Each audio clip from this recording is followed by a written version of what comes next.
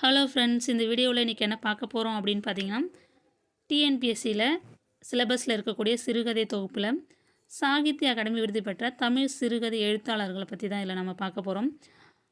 1970 அன்பளிப்பு என்ற சிறுகதை தொகுப்பிற்காக அழகிரிசாமிக்கு வந்து சாகித்ய அகாடமி விருது கொடுத்துருக்காங்க.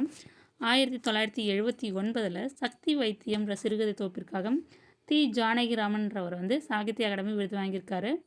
1987 முதலில் இரவு வரும் என்ற சிறுகதை தொகுப்பிற்காக ஆதவன்றவர் சாகித்ய அகாடமி விருது வாங்கியிருக்காரு. 1996 அப்பாவின் சிநேகிதர் என்ற சிறுகதை தொகுப்பிற்காக அசோகமித்திரன்றவர் சாகித்ய அகாடமி விருது பெற்றிருக்காரு.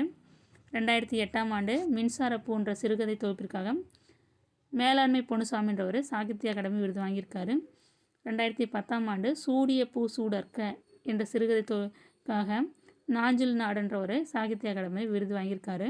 2016 ஒரு சிறு இசை என்ற சிறுகதைக்காக வண்ணதாசன்றவர் சாகித்ய அகாடமி விருது வாங்கியிருக்காரு.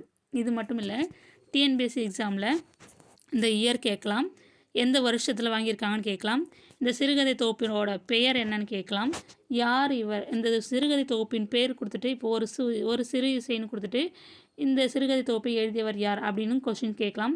இது ஏற்கனவே கேட்டிருக்காங்க. எந்தெந்த கொஸ்டின் வந்து கேட்டிருக்காங்க அப்படின்னு பார்த்தீங்கன்னா, சூடிய பூ சூடற்க என்ற சிறுகதை தொகுப்பின் ஆசிரியர் யார் அப்படின்னு கேட்டிருக்காங்க.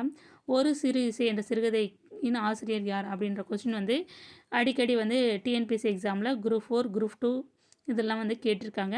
இதை நல்லா படிச்சுட்டு போங்க. இது உங்களுக்கு யூஸ்ஃபுல்லாக இருக்கும்னு நான் நம்புகிறேன். Thank you friends.